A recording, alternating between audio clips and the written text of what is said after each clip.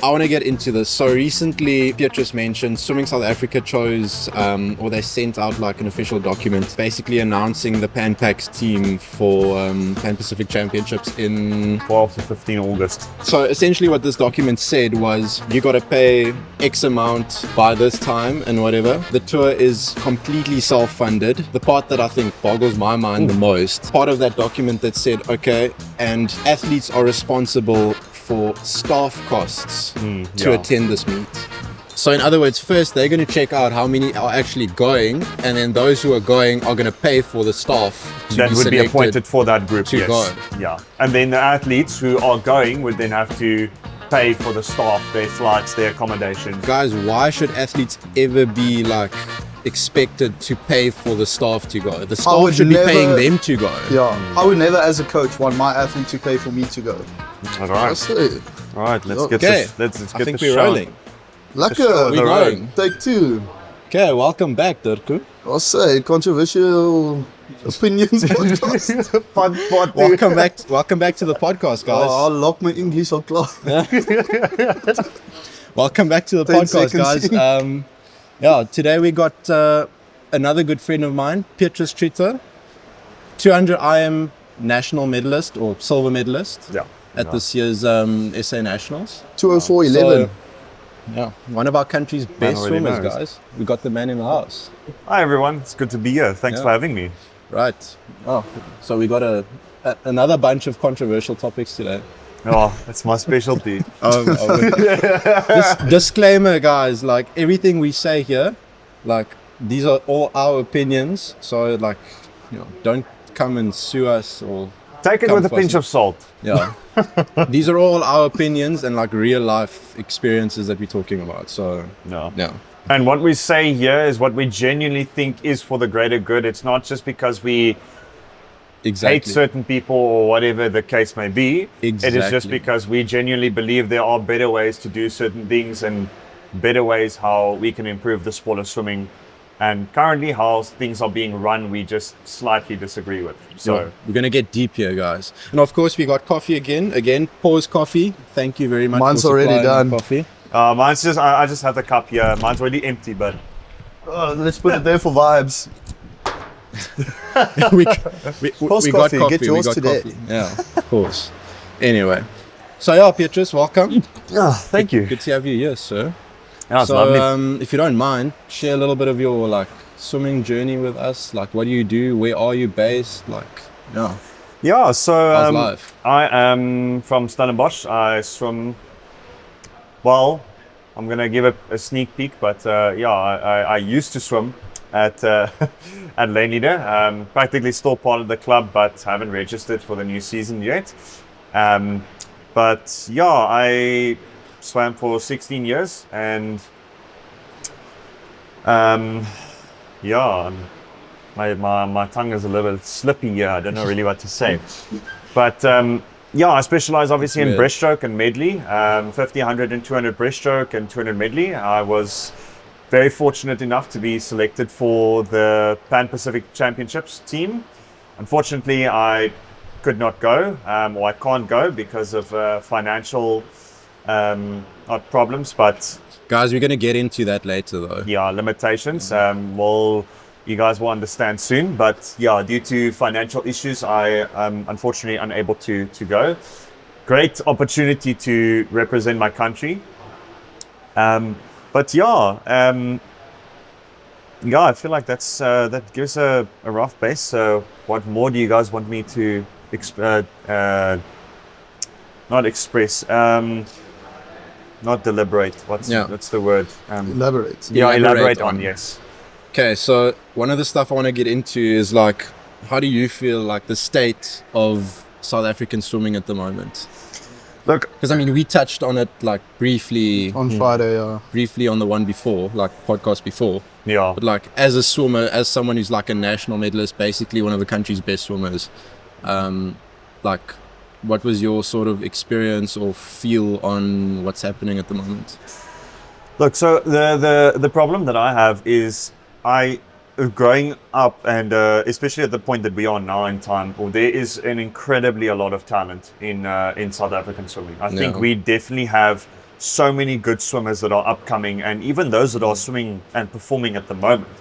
And the problem is I don't think we as in South Africa are financially supported enough to push those swimmers to the point that they need to be. Yeah. You know, a lot of our swimmers go to the United States, or they go abroad to Europe, mostly the States. Yeah. And they are, you know, fortunate enough to get full scholarships and train there. And I think the fact that they are able to do that is great, but also the fact that we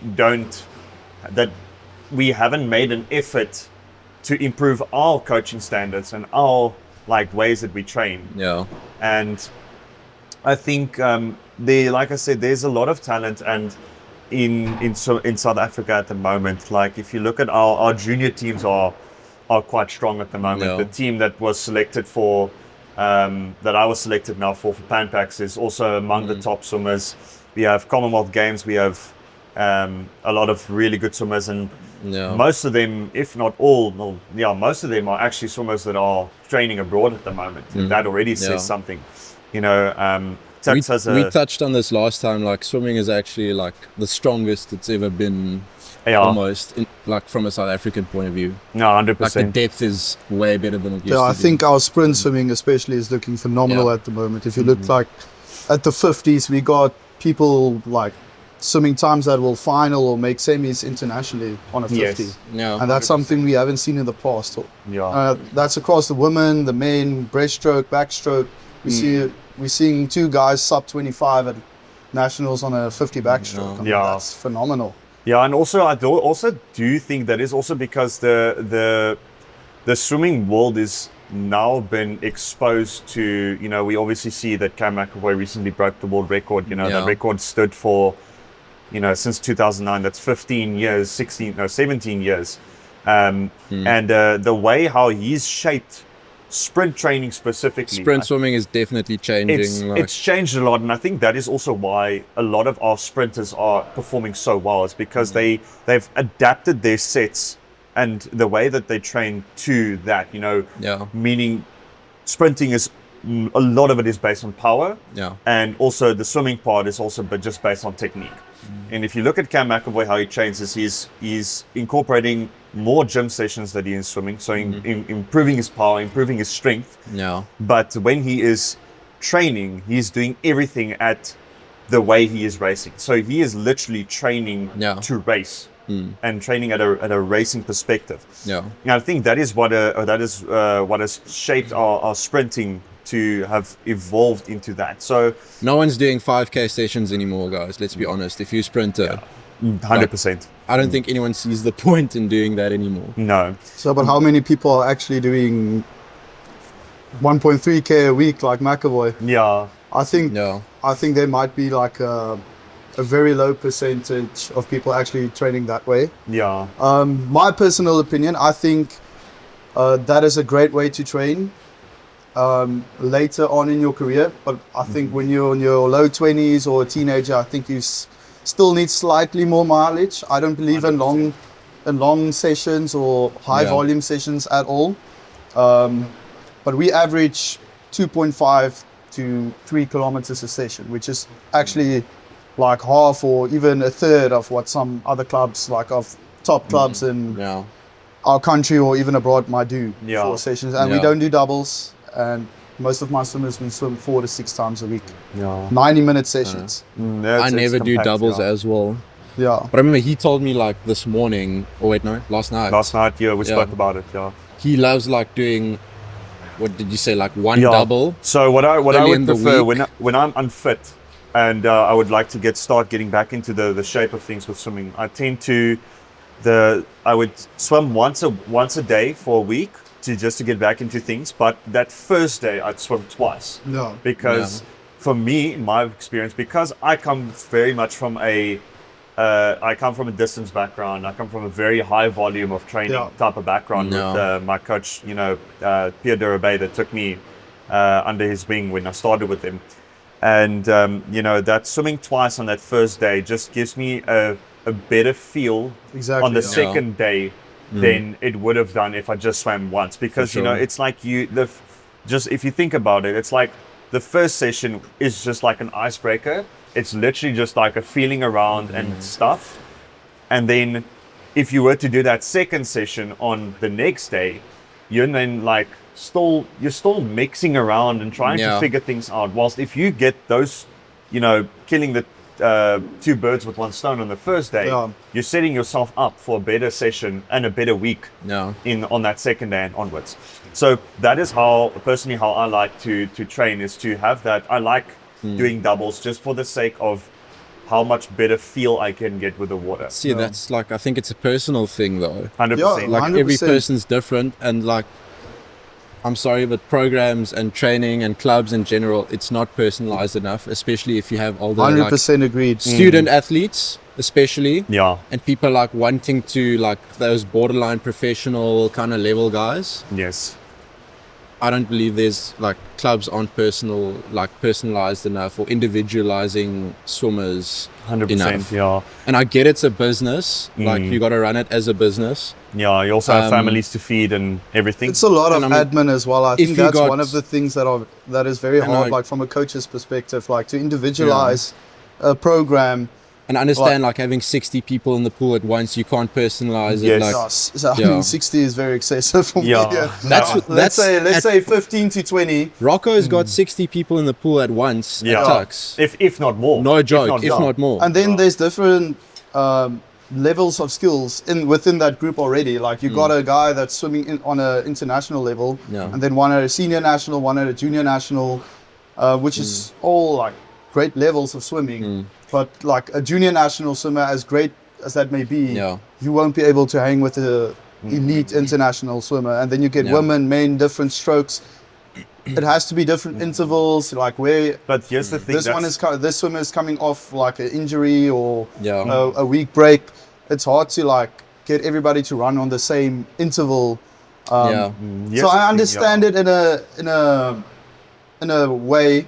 But the admin behind it is truly like. Yeah, the thing is, what I think, like, and again, it coincides with like I understand that it's a lot of admin to do as a coach, but I think the best thing for swimmers is that you split the groups. So like you said, you have a high school group. You can't have the high school kids swimming with the students / like working. Because I mean, let's be honest, you got guys 23, 24 years old. Exactly. In the group, throwing them in with a high school group.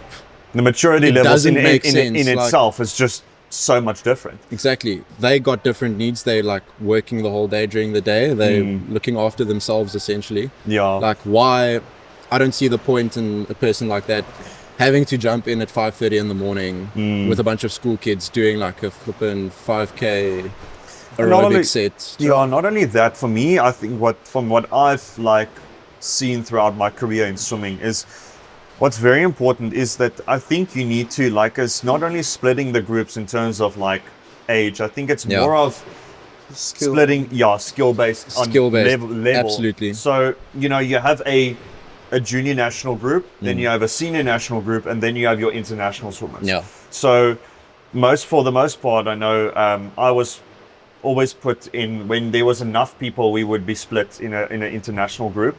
Like last year, I remember I was training to go to Mauritius, and there was a couple of other swimmers who were training for World Junior champs.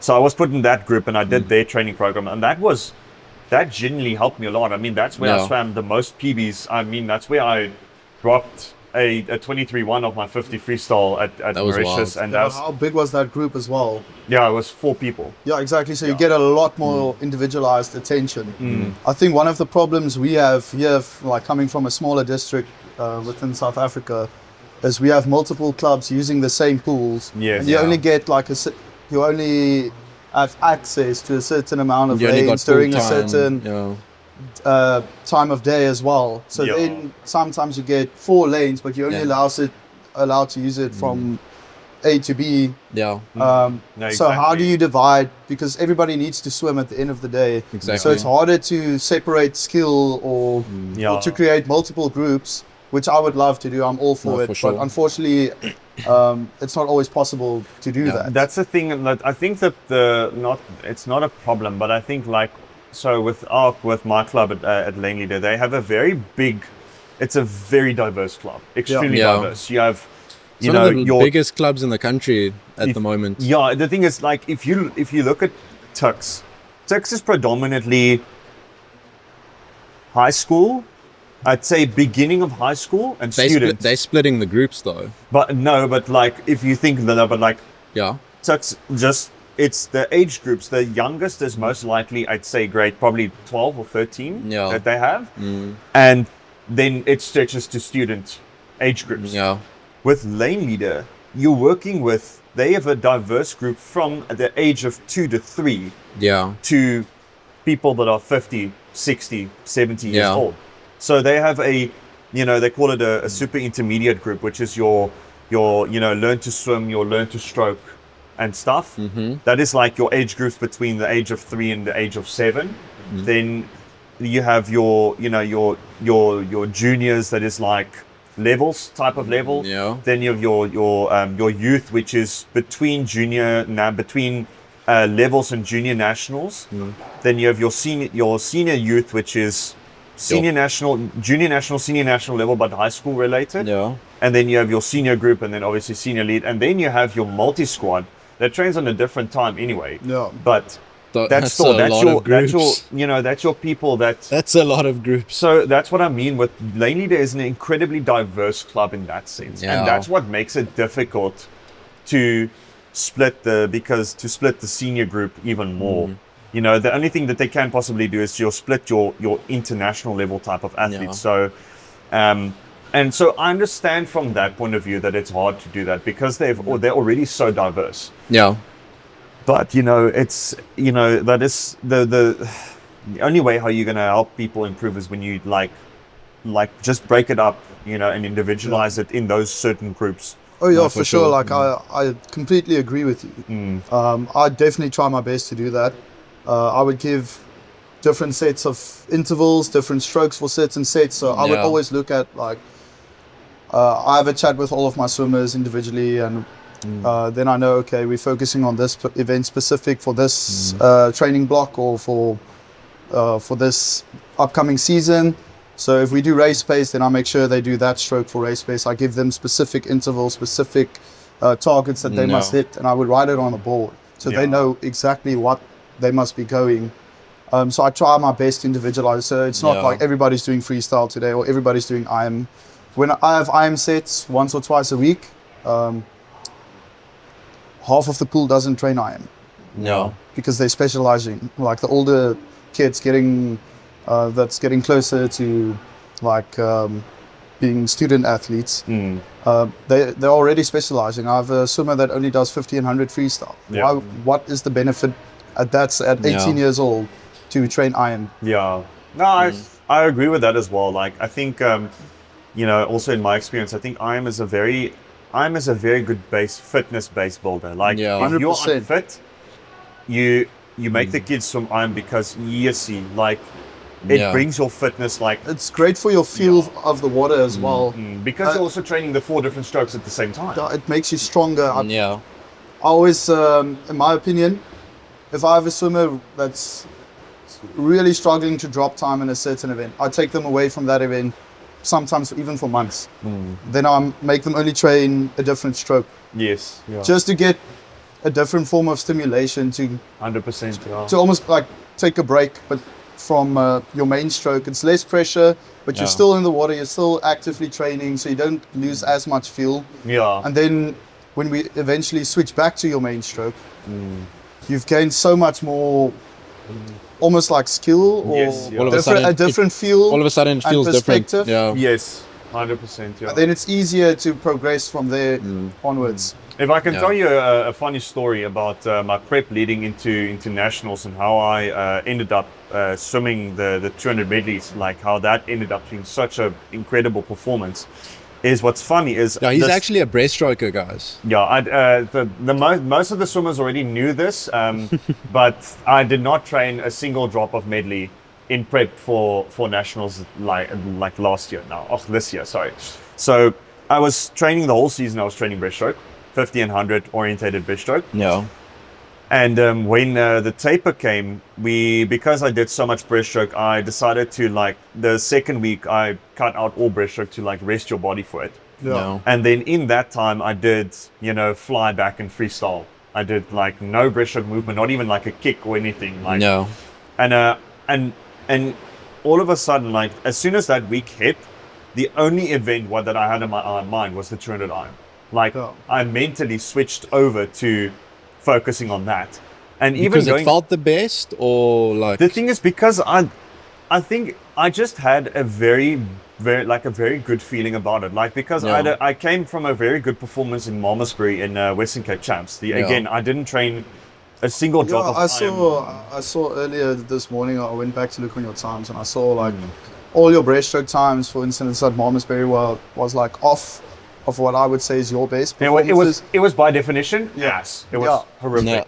Like your words. Yeah. But then you got the medley, and then you went 206 low. I mean, for the conditions at Western Cape Champs especially, not the best facility. It was very humid to go a time like that. Yeah. Especially in December, which is not necessarily like a peak time for us during the swim season. I that's one swim that definitely stood out for me when I checked on that. So I found it's interesting, and now you're speaking about it. No, exactly. So I in a way I rode that confidence wave, and also in a way like it had to do with when I checked my rankings going into nationals. I think I was ranked going into nationals. I was like ranked 4th or something like that or 3rd for the 200 I was like, you know what, we can pop something off here. So I started like in a way I started visualizing that performance, and even that, yes, I was so scared. That morning of the 200 medley, it felt horrific. Now, morning 200 specifically and morning swim, it hurts. Like for some reason, like you never have a great morning 200, specifically 200, like in my experience. Like morning swims with 200s are just the worst. And then I was just like, you know what? Screw it. I literally was just like, screw it. I was in lane 2. Like I was outside smoke. I was just like, you know what? Let's go have fun.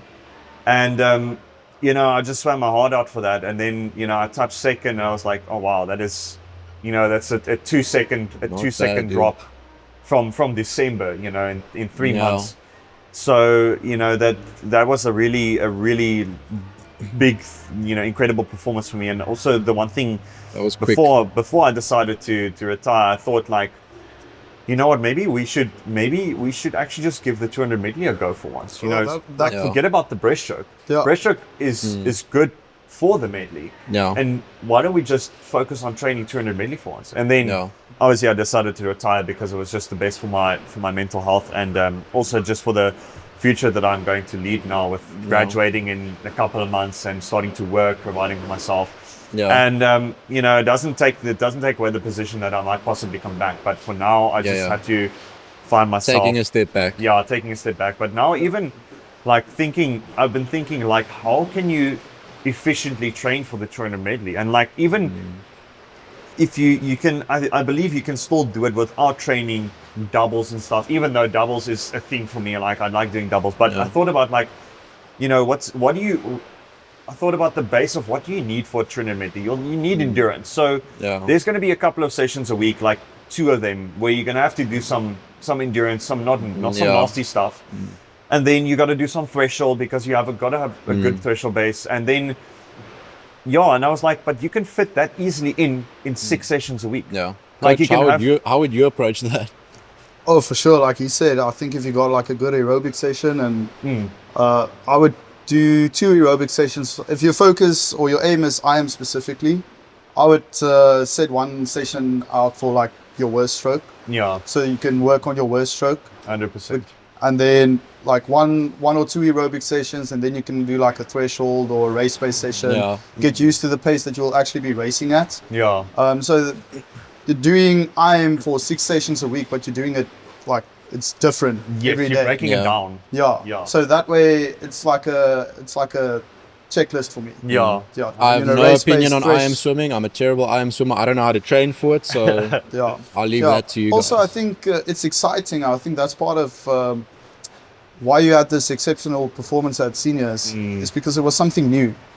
Like I think you needed something new, like a change, and it was exciting. Like you said, you were like locked in on the 200 iron for some reason.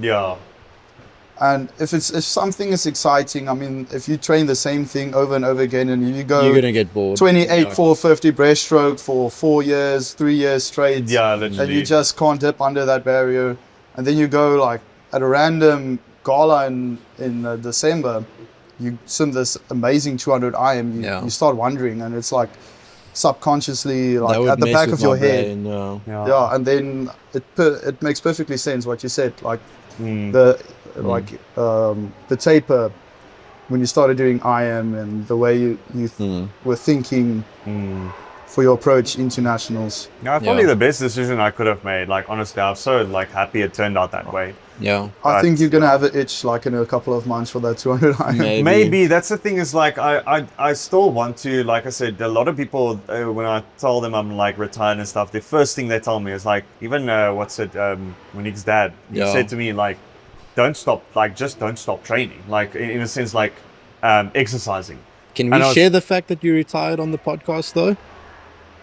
Yeah, we've mentioned Are it you like comfortable 10 with that? times. Like before I was like, are you happy to mention that you done racing for a little while? Yeah, I mean, the thing is, there's a couple of people that know already, and word spreads like wildfire. I mean, we spoke with a couple of our teammates. But although like we're saying retired, he's like made it clear like he's never going to be like retired from swimming. Yeah, I'll More never just retired from racing in a sense, like not dropping training completely. Like, yeah, I'll never stop swimming. Swimming will always be a part of who I am because I've done it for so long, and it's become part of me. So I'll never. Retired is such a sad term to me. I'll never completely That's why I stop say swimming. semi-retired. I always say semi-retired. So it's Because in I and just out of have retirement. such a love for the sport. Like I can't get myself to stay away from the pool. Yeah. Even though I'm not competing anymore, I'm still like occasionally dipping and throwing down a 25 for this guy, seeing what I can do. Yeah.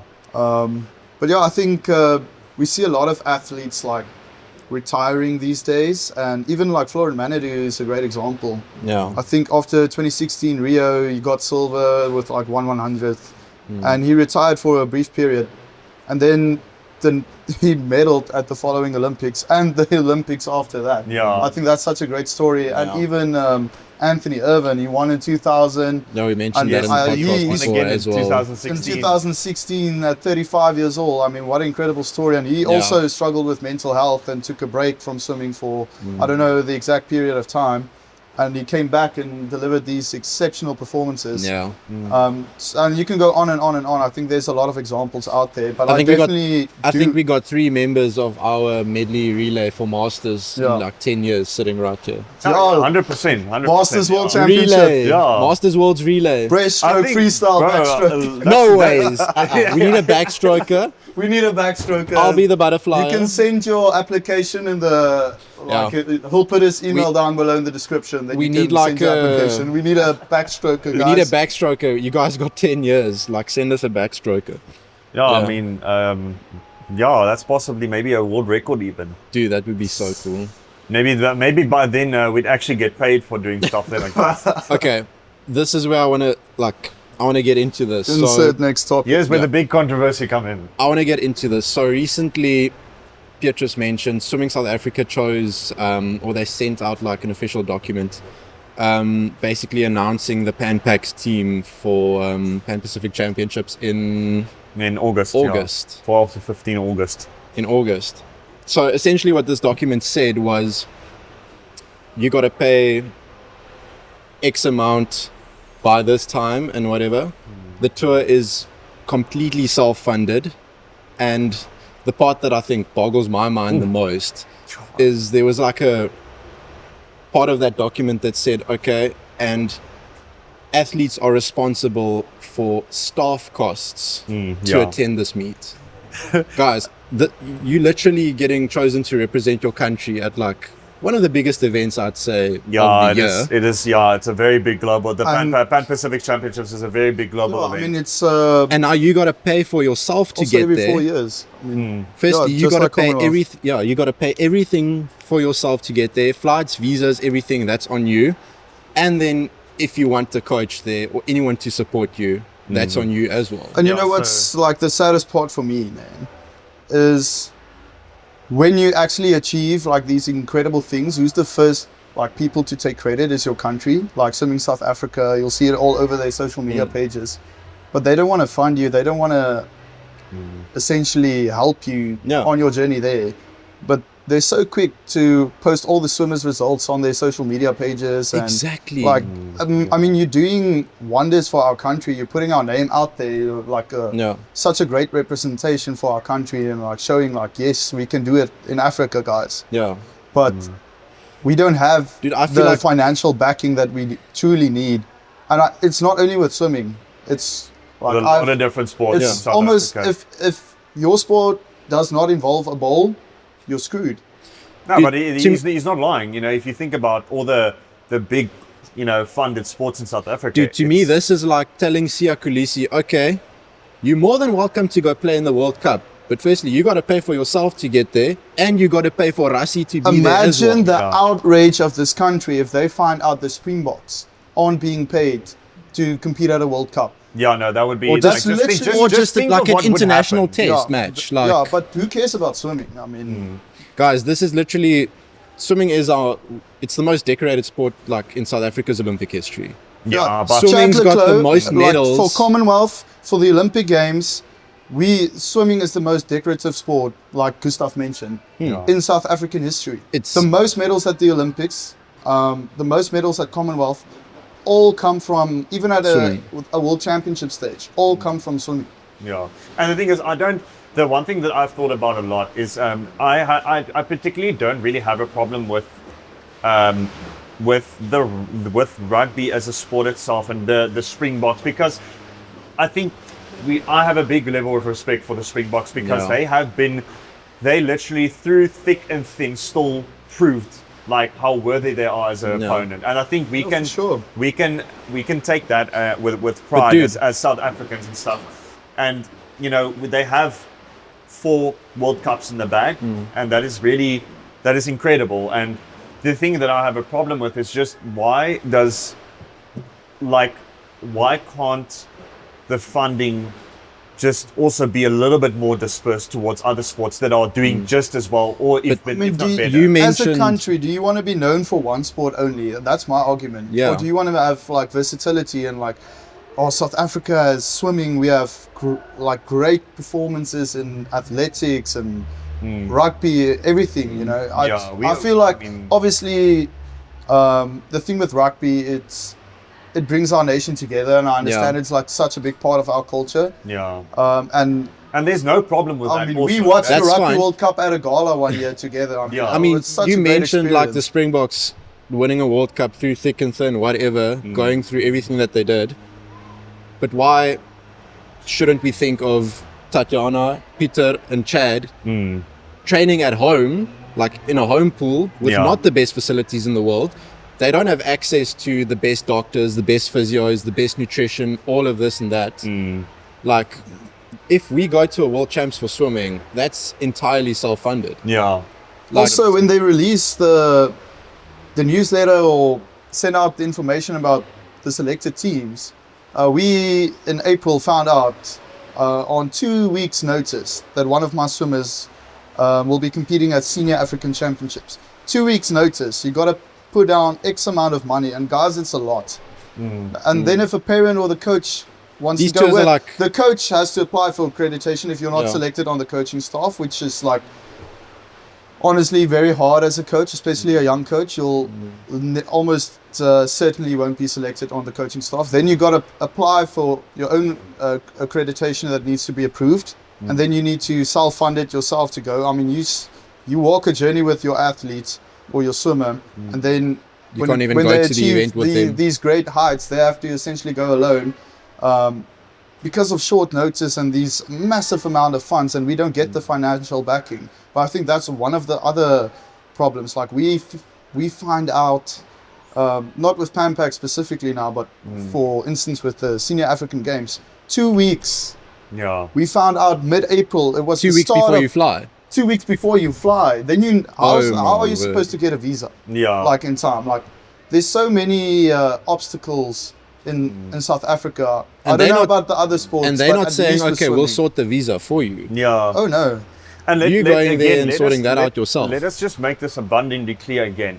we are not saying this because, we Throwing want shade to, on we're anyone, saying this but, like- because we care about our sport. We care about the other sports in South Africa, and we as athletes do believe that there are better ways. We're not treated fairly. Yeah. At all. I think we want to see change. I think that's even if it's the smallest change imaginable, I think that's already a step in the right direction. Yeah. Because right now, like, essentially, we see so much athletes, even internationally, like being forced into retirement due to not having the financial backing. Like, you spend hours a week, a day, training your ass off just to get to a certain stage, and then you're not able to go to a Pan Pacs or whatever the gala may be, just because you don't have the support to do so. I think Guys, it's this is one of the incredibly sad. biggest reasons. Imagine training for 10 years to make a Pan Pacs team,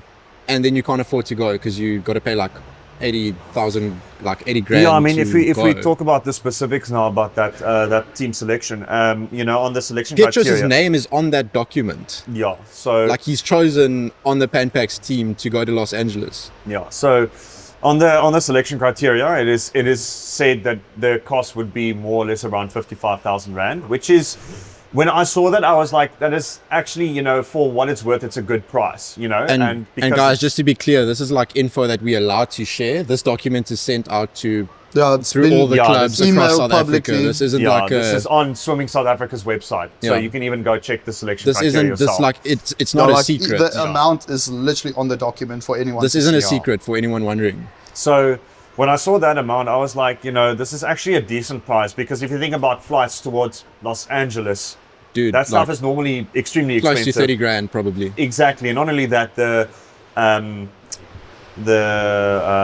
But surely 55 does not cover everything. No, but here's the thing. It covers the bare minimum. That is before they obviously send out the selected list, and in the selected list document, they specified that the swimmers are responsible for obviously covering their own costs, and what's for Blythe?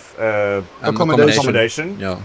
And then they, on the selected athletes document, they haven't even selected the coaches staff. because they Coaching staff. They haven't selected staff because they wanted to see how many people are going to the competition. So in other words, first they're going to check out how many are actually going, and then those who are going are going to pay for the staff That would be appointed for that group to yes. go. Yeah, and then the athletes who are going would then have to pay for the staff, their flights, their accommodation. Guys, why should athletes ever be like expected to pay for the staff to go? The staff would should be never- paying them to go. Yeah, I would never, as a coach, want my athlete to pay for me to go.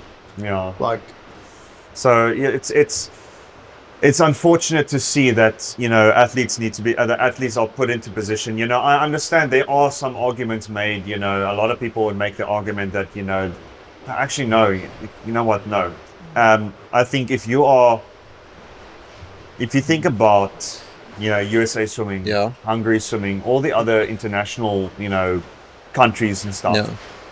they as far as we know they cover their athletes to go. Yeah. And it's like, Petrus, I got a question for you, and I want to say this on camera. yeah,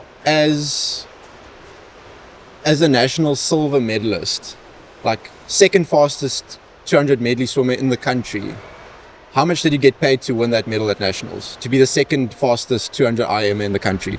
absolutely zero, nothing. Dude, like, what? I don't even know, like, how? Yeah, I think You're the second fastest swimmer in the country in your event, I and you think- get paid zero to win that medal. I think if you think about Top Like- 8 in like nationals, top 8. If you make a final, you should get paid.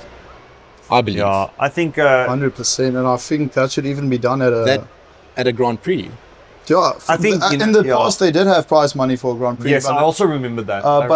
obviously it wasn't like a life-changing amount or anything. Yeah, but it wasn't still, big, it's but like it's- as an athlete, It like just adds an incentive to go and to do that in the first place. and we used to get like there's no prestige anymore. You used to get like a ribbon if you make a final. There's nothing. You can like become that a anymore. national champion. All you get is a pat on the back and say, well done. and a medal, and then maybe a team selection in which you have to pay for yourself.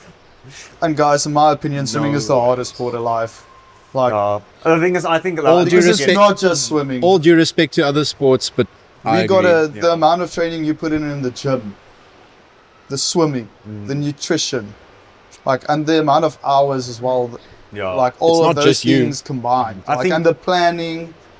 I think there's a lot of other I think respectively each sport has their Obstacles. their obstacles, and if you think about sports like golf and gymnastics, it's all I mean, if you put me on the Olympic rings, you're going to see me flip and dislocate my my shoulder just like that if I try to do what they do. So And look, I it's think- not just swimming. Let's be clear. Like I think there's- athletics, there's- gymnastics, there's like an you said. incredible amount of sports that are incredibly hard to master.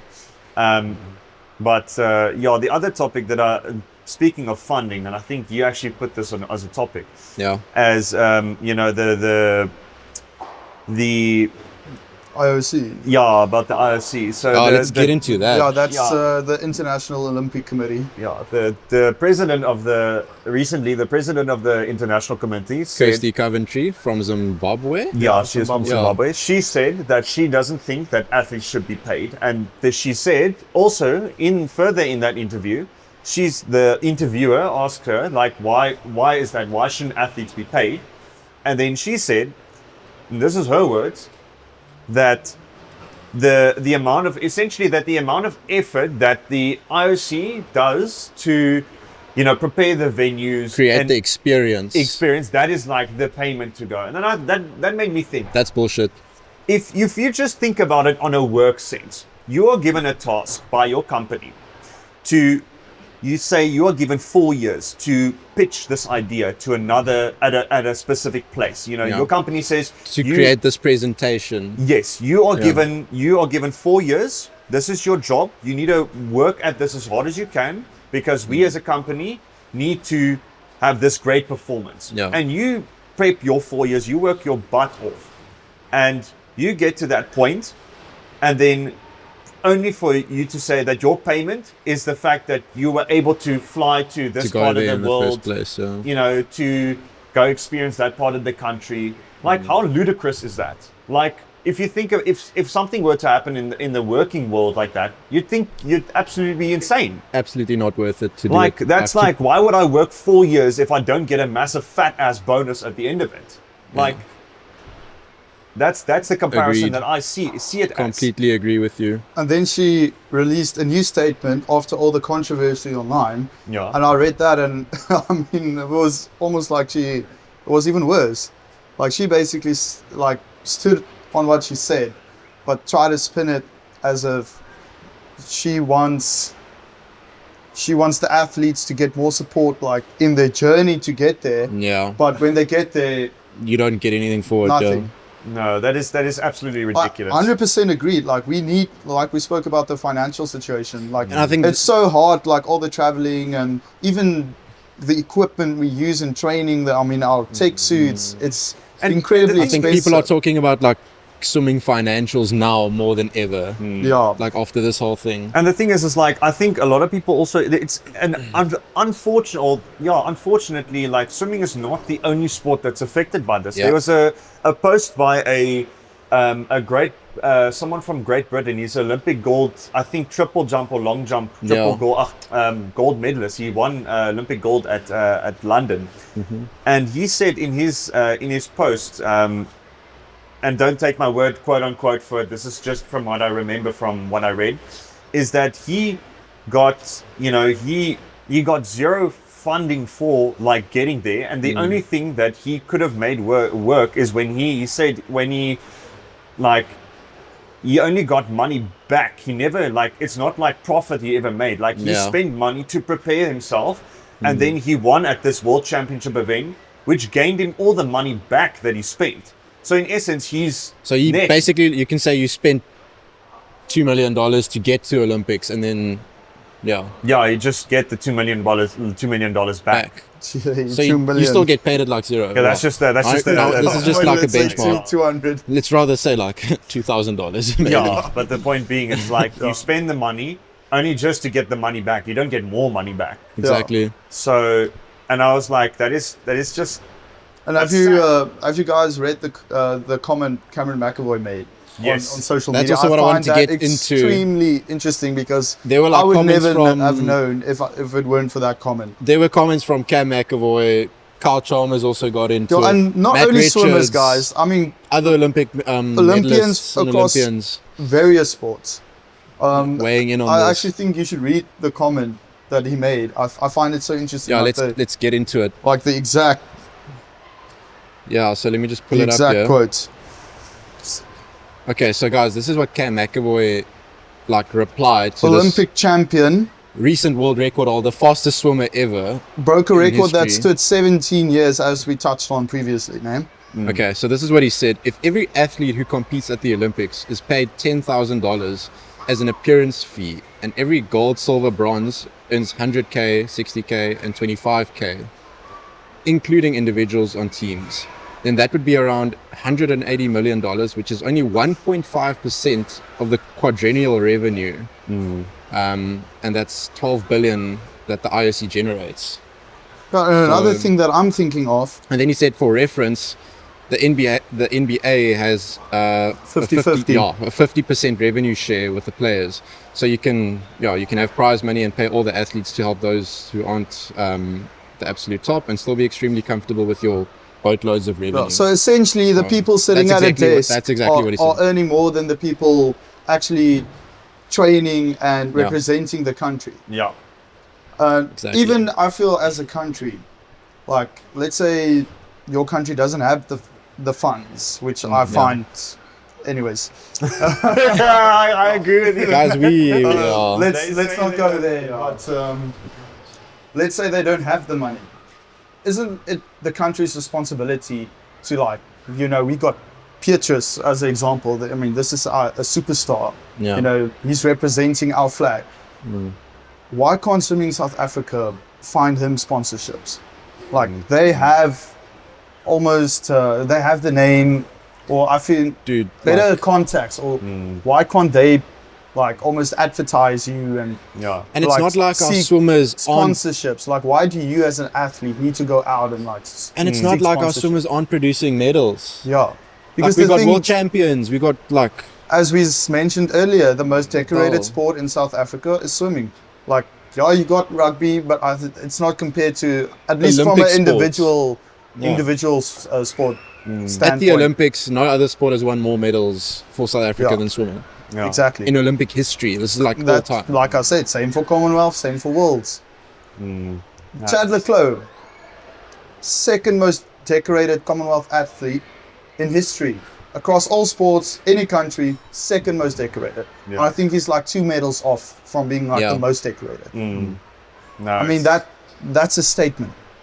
that in itself says a lot. Yeah. I don't know.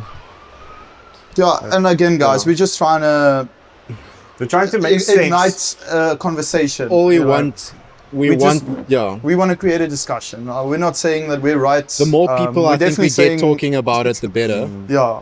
And Yeah, maybe, who and- knows, maybe something happens. Yeah, we always reimburse the fact that we have opinions that we think that we are just trying to figure out what's best for the sport because we And experience the yeah. struggles and see the struggles of fellow athletes like this. And we think that definitely there are better ways of bringing, supporting each other, and definitely Yeah. the country supporting the athletes and their athletes and stuff. Yeah. So, And I mean, between the three of us together, I think we got 30 years experience in swimming. yeah. Each of us Yeah. have been swimming for South Africa under the system of swimming South Africa for minimum 10 years. Yeah. So it's not like we don't know what's going on and how it works and whatever. We swimmers ourselves, we've done this, we know what's happening. Yeah. So, and we speak to people who are also at the Yeah, top I think that's. of the sport I for the mean, country. So We're not talking out of our ass here, guys. Yeah. We truly, This even is though we real all time three of stuff us happening. are young, we do have connections with coaches 20 years older than us, and exactly. people that has a lot more experience than us, saying the exact same thing that we are discussing right now. yeah, So it's not coming from the 23-year-old, the 24-year-old. It's coming from all the way from the 45-year-old, from the Yeah. 18-year-old, like it's a problem. And also, it's like, it's not as if we're spitting a bunch of bullshit. Like, everything that we've said in this podcast is based happening. on facts. It's like, we read a comment by Cam McAvoy on Instagram. Like, that is a fact. Everything that we say. Fastest swimmer in history. Yeah, that is a fact. So everything that we say here isn't like because we're spinning stories. It's because it's stuff that is genuinely true. No. So Anyway, the point is, swimming needs a lot of help at the moment. swimming and a lot of other sports Yeah. need a lot of financial Yeah, support. guys, it's not just swimming. This is athletics. This is Obviously, we are biased towards swimming, but Yeah. I think We any speaking as athlete swimmers. representing a country or, even competing at a national level should be compensated for Yeah. what they are doing and Individual for the hard work sports they are putting in, especially individual yeah. sports, guys. they're not getting nearly as much attention as they should Yeah. be. Yeah, even if you think about golf, for instance, like even in South Africa, golf is an incredibly hard sport to have as a living. I mean, at least you get paid for it, yes, but that is due to the because if you think about, I know a little bit of golf because I love golf. I'm a Petrus golfer. is a big golfer. Yeah. And so the Sunshine Tour it's a DP World Tour event. Now the DP World Tour used to be labeled as the European Tour, but it's essentially just bought over by the DP World system, which is Yeah. just a Middle East fuel company. So that is just the Sunshine Tour is a DP World Tour like event type of thing, and that's where it gets its sponsor, obviously. So Yeah. golfers are paid through, basically that's how they make money, is You got not- these huge companies backing this whole event, and that's why pumping people, money into it. that's why the PGA Tour you can make so much money, because there is so much sponsoring behind it, and also just because it's like television coverage and so many people that come and watch the golfers play. And but even in golf in South Africa, it's an incredibly hard sport to make a living. Like if you want to make a living out of golf, then you need to play on the DP World Tour Yeah. or on the PGA Tour preferably. But even on the PGA Tour, it's incredibly hard to make a living because you need to be Yeah. top I think 50 per each weekend, week Yeah. in, week out to I think it's incredibly hard to make it as a golfer in South Africa, but if you do, then you sort it. yeah. But that's the difference. Like with swimming, it's also incredibly hard to make it in swimming, but when you do, you still get nothing. Yes, yeah, 100%. That's the difference. 100%. So yeah. And unfortunately, I also like don't understand why we can't get sponsors, because I think there is a reason why, and I think that is predominantly I don't think I can actually say this on camera, but there is a very specific reason why I think we can't get sponsors. Yeah. But like I said, I'm not going to say that on camera because No.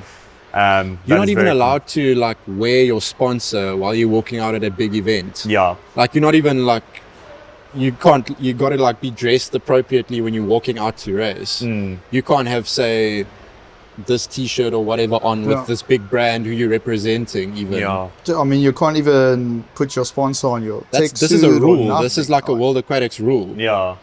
At Olympics as well. An IOC rule, I think. I think so. Yeah. Yeah. Yeah, but then how does someone like Summer McIntosh get Red Bull on a race? Like, I don't know. Yeah. yeah, that I is mean, just, I'm like, I don't know. I don't know enough about this topic, to be honest. to Yeah, same, like that's why- openly Yeah. discuss it, and I don't want to like. That side of things say stuff also. that isn't true. Yeah, I don't Yeah. want to If No, I for talk- sure. hand it to me.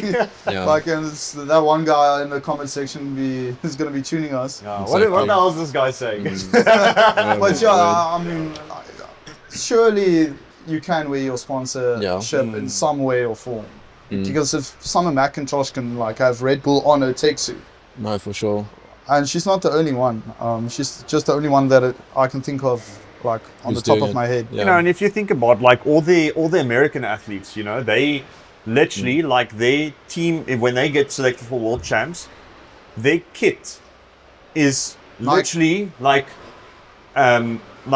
it's designed. Their caps, their goggles, Yeah. all is like USA Custom Swimming designed. from their sponsorship. So if this athlete is sponsored by Speedo, all their caps, goggles, and races and tracksuits, I think is a bit different, but their races, caps, goggles, everything is like USA Swimming on the one side, and then Speedo, and Yeah. then if the other person is by TYR, it's like USA Swimming TYR, and it's like specific, and it's like Why? I believe Team USA does get financial backing, Yeah, they probably do. but apparently, well, according to the team members, like to them, it's also like I've next seen to nothing. yeah. But it's moons ahead of South Africa. Yeah, I think for South Africa it will be life changing. yeah, But for them, yeah, they yeah, still. They've but yeah, also I think had in a some sense, like the cost of like competing or just living in general in America is like higher than in South Africa. Yeah, So obviously. it would be more for us, like, but compared to Like their if we took the situation, American salary, we'd be like, cool, stoked, we have yeah, you're Yeah, a millionaire in if South we Africa. have American salary, we'd be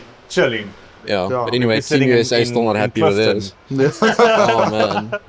Anyway, Then I we think- all would be retired. Yeah. Fat and rolling around. I think that's enough financial talk, I guess. Yeah. No. Well, then again, the last topic I want to get into is enhanced games. How do you feel about enhanced games, Petrus? Give us your 2 cents. We got into this in the previous um, podcast as well, but I want to get like your opinion on the whole thing. Look, I even said this yesterday when we were talking about it, but like, I genuinely don't really like the idea of people throwing money at the sport or any sport that involves pumping a bunch of not toxic, but eventually it does have a detrimental effect on your health. Throwing money in for the wrong reasons. Yes, yeah, and just because it's like, you know, it's like if you think about, you know, dog fighting, like specifically dog fighting, where people like make dogs up and tear each other up Yeah. and throw money at it. There's no, and so I'm not saying that enhanced games is inhumane, but I feel like it's the same concept of like you're throwing money at things that are like morally, in my moral compass says it's not right. Yeah. I genuinely disagree. Even if the enhanced games like that will ever happen, but even if they were to come at me and they're throwing like a stack ton of cash at me, Yeah, I was even about to to say, compete like, even if clean, they're paying you like thousands of dollars. even to compete clean, I would still say no, because it's like it's motivating the wrong thing. Yeah. Because like doping in sport, there's been so many controversies with doping in sport already. Yeah. Like, you know, and I was just like, now you're making a whole thing that's based around it. Like, you're taking the authenticity of the best on a natural level. Like, that is, it's just taking away that part of the sport and of the sporting culture. And look how many like non-enhanced athletes competed at the enhanced games, and I think the biggest reason behind it is the financial backing, the amount of like. That's why they competed non-enhanced, because they still have their goals as an athlete to be Olympic champion or whatever. But they literally don't can't get make the it financially backing to go for do even the training, the basic training, to support the basic training, the supplements, the nutrition, the equipment needs, and that's why they have to look at something like enhanced games. And Even though I can tell you some of those athletes definitely don't agree with what enhanced games are doing, but it's like a last resort. Like, what else do I have to do in order to achieve my dream? But now essentially you're tarnishing your legacy by representing attaching your name to something that's doing it for the wrong reasons. And then I understand, like I said, I understand. Like you know, there's nothing else but understand why people make that decision. You know, because it is, you know, if you get financial support at the end of the day, that is. Money, unfortunately, is what makes this world tick. Yeah. Like, and financial incentives. You know, and so I understand how non-enhanced athletes say yes to it, and I'm not, you know, saying that they're terrible people by making that decision. You know, we all have to make decisions at the end of the day, and I understand why they do that, because, you know, that provides food on the table, and for anyone that takes a risk to provide food on the table, I have respect for, like, regardless. But my 2 cents of it, like, I don't support the idea of it, because I don't think it is right. But they're not eligible to compete in LA. Enhanced athletes, no, they are, as far as I'm aware of. Are they? Those who choose to compete, like, to not go on the protocol. The clean ones. Like the non-enhanced. The non-enhanced are they eligible? They are eligible. I mean, why would Hunter Armstrong be doing? Because he openly spoke about... That makes a lot more sense now.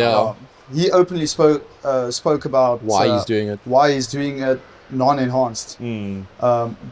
and that was once again about He the can't funding. afford to go I like a originally full thought that- Olympic cycle. Yeah, I originally thought that even if you... If I understand it correctly, sorry to No, interrupt it's you. short.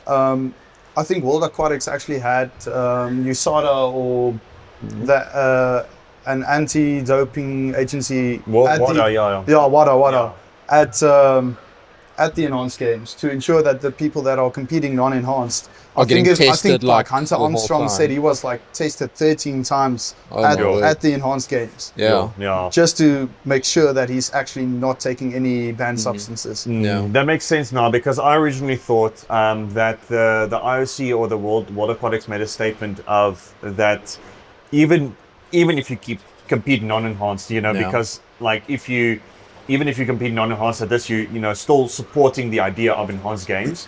And it's like, I made the example of like the difference between, you know, the PGA Tour and LIV, bringing in golf reference in because it makes Sorry sense. guys, we had a school, so if you're hearing bells and kids screaming in the background, Yeah. that's what it is. Sorry to No, it's interrupt short. there. So like all the golfers that went to LIV Golf got their DP World Tour and their PGA Tour cards revoked because, you know, PGA Tour, they were not supporting of that. Yeah. And that is originally the same thing that I thought would happen, like that I had was under the impression that even if you were keep competing non-enhanced but supporting the idea of the enhanced games, you Yeah. would be revoked of your opportunity to compete at the Olympics, World Champs. But Yeah. now that all the only people that are enhanced are revoked, that makes more sense. Yeah. Like now I understand. Yeah, and I want to I don't have a lot of time left, but I quickly want to speak We're gonna about wrap this up quickly. Yeah, I quickly want to bring up the topic of the ISL.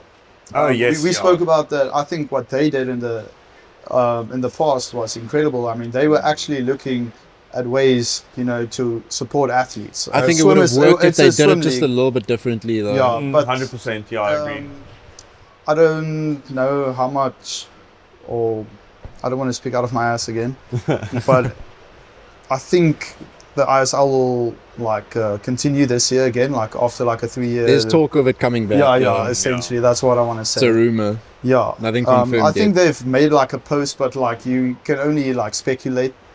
But I love what they were doing because it was fun, and you know it gave the athletes like a stage to be like highlighted on. Yes, and they were 100%. actually like paying the athletes a monthly salary to represent the ISL Yeah. and their team name. Yeah. And you got to see the best of the best, and they had very strict like anti-drug protocols. Yeah. Like if you had or were banned in the past, even if your ban expired, you're still not allowed to compete at the ISL. And I love Yeah. that the athletes were being compensated for like a win and for Yeah. just to represent the brand essentially. Like they were being paid a monthly salary. I don't know what the amount was or whatever, but I think we need more things like the ISL. Things like that. Yeah. Dude, the more events paying athletes, the better. Just Yeah. don't do it.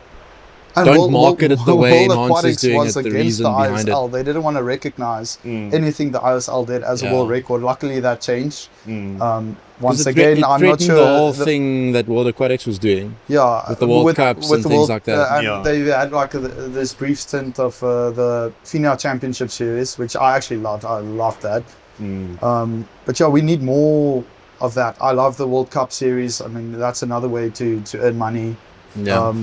The FINA Championship Series, which is not being held anymore, and then the ISL. Those are like ways that Yeah. the athletes, or the swimmers at least, can be compensated. Yeah. 100%, yeah, I agree. Any closing words, Petrus? I think we got to wrap this up soon. Yeah. This guy's got to go coach Coffee, in like coffee. 10 minutes. Yeah. Oh yeah, quick topics. Yeah, Coffee. quick Yes. topic. Favorite Rapid. cup of coffee? I'm going to be taking it plain cappuccino. I haven't had much experience. The only thing that I do know is I don't like an Americano because it's bitter as shit. So like I've had a very bad experience with Americano. That's the only one that I really don't like. No black Americanos for Petrus. Way too strong. But yeah, cappuccino, there's a specific one actually that's sold at Plato. It's called the Dirty Caribbean. Sing Plato. I was about to ask you your favorite coffee shop Probably Plato. in Stellenbosch. Yes, yeah. What I did These not tell guys. Gustav is I was in Plato and he sent me a message saying, I'm bringing coffee. And I was there with my flat white. in Plato. Nah, guys. Pause, you are great. Yeah. Plato, you are great. Guys, I would literally, just because everyone's going to Plato and it's become this whole trend, that's the reason I wouldn't go. I understand, but it does not deny the fact that they make good coffee. Like if everyone goes here, I'll go there. The thing is, it's just the dirty Caribbean. Like their coffee in general is like also quite good, Yeah. but like there's not a lot of other places that make a dirty Caribbean. I'll and give- they make it as good as they do. So What is the dirty Caribbean? Fair enough. it's literally What it's is like that? it's flipping delicious, bro. It's like it's a espresso shot Yeah. with obviously with microfoam, coconut and chocolate. That's pretty Is it cool. sweet? Yes, yeah, but it depends on obviously which barista makes it, because some of them tend to make it more sweeter and some of them tend to make it more I think strong. that's the main thing with coffee, and we said in the previous podcast, if I recall correctly as well, like the barista plays such a big huge role. in role. coffee. 100%. Like, How you they- can- Dude, the how last, do the last the- cup of coffee, I had a flat white at plate. My words. I had a you flat can't white. even say it. It doesn't feel right. At Plato, the last one I had was like just way too milky. That's. I prefer a bit of completely agree I with prefer that. a bit of a stronger coffee. So, Plato in general for me, I would never Yeah. drink a cappuccino there because. Exactly. And there's nothing wrong with the milky coffee. Some people prefer it that way. I just It needs prefer, more kick, though. I prefer like a strong like. And that's I prefer again more each to their kick. own. Yeah, but the flat white is definitely a lot stronger.